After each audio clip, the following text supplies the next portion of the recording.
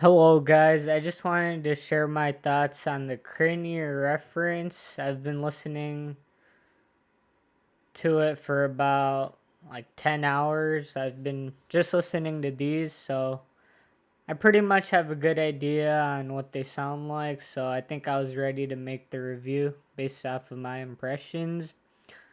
So this is a box it comes in. It does have an adapter, so you could screw it out. Right now, I'm just using the 3.5 millimeter one. So, and then it does come with a bunch of ear tips, wide bore, I think, and a few other ones. The ones I'm using to test this IEM out are the standard bore tips. And then the build cable and fit on this IEM are actually pretty good. This cable feels premium, not too brittle, and it doesn't tangle up too much, so the cable is pretty much phenomenal. And this IEM does clock in at around $350, so I did buy these by myself just to see how they are.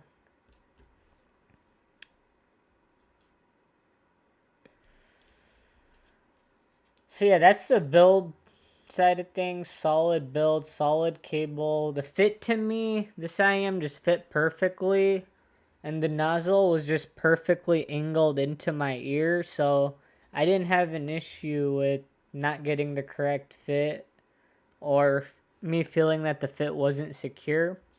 I thought the way they designed this, literally perfectly just fit in my ear. Almost like a custom type of fit. So yeah, with that out of the way, let's talk about the sound quality on this IEM. So you guys could check out the frequency response graph.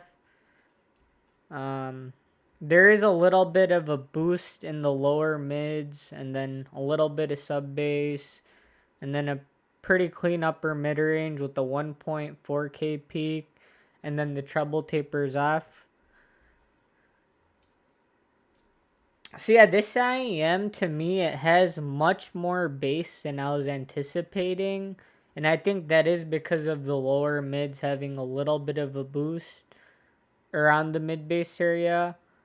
But I would still call this a pretty balanced sound in the bass. Surprisingly, this IEM does have a bit of a rumble and a bit of that punch and texture, which a lot of balanced armatures don't have. So I do think the bass here is very well controlled, whether you listen to hip hop, rap, pop, EDM, electric music, and electronic music. So yeah, very, very good bass. It literally just sounds like the way the track was recorded. So if you listen to a song like an older track that has more of a mid bass, like drums and that type of stuff, it's not going to sound too thin. It sounds true to life and realistic without being too overbearing or peaky. So that's how the bass sounds. Really good punch, texture, and weight without getting into the way of other things. So one thing I found, because of the way the mids are tuned on this IEM, to my ears, it just has like a hair of warmth. Like a very, very slight bit of warmth coming in from this IEM, but nothing to detract from the overall experience. I just felt like it had like 3 to 5% of warmth, which is nothing in the grand scheme of things, but that's how my ears perceived the way the bass was tuned. It just added the slightest bit of warmth without coloring the sound too much. And then yeah, now let's talk about the mid range. So male and female vocals on this IEM are gonna sound pretty much full bodied because of that added mid bass in the lower regions, where on Harmon it tapers off a little more aggressively. So I found out that male and female voices are pretty much full bodied and the center of attention, and nothing ever gets in the way of anything. The vocals are pretty much like dead center in your head, and the bass is also like dead center in your head. So you hear the vocals, you hear the bass, and then everything else is just completely separated from the rest of the instruments, guitar. So nothing really masks anything on this IEM. I put it through pretty demanding tracks, and I never felt like anything was masking anything. Like I could clearly hear all of the elements in the music, where the guitar was playing, where the flute was, where the vocalist should be placed. And this reminds me of the JBL LSR 305s that I have. It literally sounds very, very close, just a little bit different because this is an IEM. So it pretty much, to me, the mids on this IEM are literally very, very close to how it's recorded. It doesn't sound sharp at all. It doesn't sound peaky at all. Because of that 1.4K, like a bit of a boost, vocals could sound at times a little honky, meaning they're a little more exaggerated with female vocals at times, a little bit more forward than other part of vocal ranges. But again, it's not that big of a deal. There's like very small minor nitpicks I have with this IEM. So yeah, and then now let's talk about the treble. So the treble on this IEM is very smooth. It's not boosted. Again, it sounds like a speaker. So on IEM, sometimes the treble is too boosted and it could make things sound unnatural or not close to the recording. But to me, I found the treble to be pretty much how I hear it on my speakers. Except, I mean, the LSR 305s I have, the treble on them is not the best. It is a pretty old speaker. But I do think the treble on this is even better. You could catch sibilances pretty easily if you're doing audio work. So, like, if a recording has too much treble, too much sharpness, this IEM will let you know that, and it'll do it in a way that's not overly boosted. Like some V-shape IEMs, they could go overboard with the treble. This IEM does not go overboard with the treble. So I'm getting like this smooth sound with a good amount of bass, and then clear mids, full bodied for male and female voices. Bass guitars, instruments sound excellent.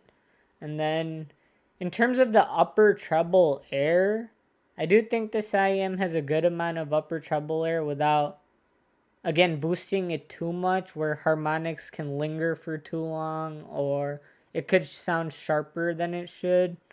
I found this IEM is pretty much just reference tuned, as the name suggests, and yeah, just really, really good treble. Just smooth, and it sounds very natural. The transition from the mid range to the treble is very smooth and natural. I didn't find there to be any type of incoherency or anything like I do with some other IEMs that I do mention. So yeah, and then let's talk about soundstage and imaging. So I'd say the soundstage on this IEM is pretty flat. It doesn't really go too much in terms of height and width. Like I think it's an appropriate amount for a reference set. And this shouldn't sound overly three-dimensional. That's not what it's going for. So I think the soundstage is appropriate for what it's trying to do. And then the imaging. So I found the imaging on this IEM to be very, very pinpoint, because nothing is really masking anything. When I was playing Two Steps from Hell and orchestral tracks, this IEM just put everything clearly out and nothing got in the way of anything. And when a lot of instruments came in and out, like a violin here, pianos here, a mandolin here, a flute here, when all of those were playing at once, I was easily able to pick apart where each element of sound is on the mix. So yeah, the imaging is stellar. Soundstage is exactly how you'd want it on a neutral set. Not three-dimensional. Just lays the track out for you. So yeah, overall I do think this IEM is pretty solid. The only two things I don't like is that slight bit of warmth that I'm hearing in the mid bass or in the lower mids.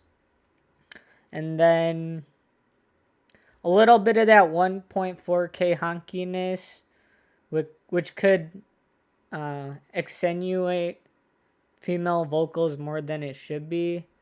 It's just attenuating them, I guess. I guess that's the correct word.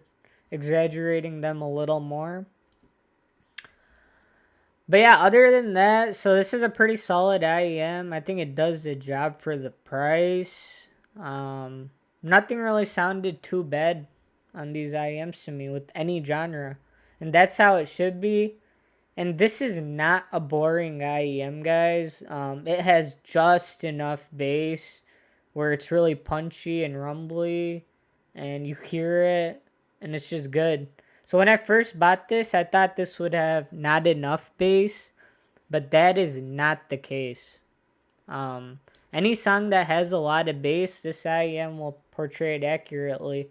And then because of that slight bit of a mid bass hump too, drums really pop out and they have the right amount of heft and weight, which is pretty much close to a speaker or even better, or at least that's what I think, because IEMs just block out all the noise and the sound is directly going in your eardrum. So yeah, over like the time I was listening to it, that was my experience with these. They don't really do anything too wrong. It has like a slight warmth, neutral sound, clean and clear, precise, accurate. And to be honest, I haven't heard of an IEM in all of the IEMs I reviewed that sounds exactly like this. So if you want something that sounds completely different, this would probably be it. So yeah, I'm going to go ahead and give my ratings on this. I give this IEM a 9 out of 10. It pretty much just checks all of the boxes in terms of comfort, build quality, sound quality, precise imaging, correct amount of soundstage. So yeah, those are my thoughts and opinions on the Crinear reference. I hope you guys enjoyed this video, and I'll catch you guys in the next one.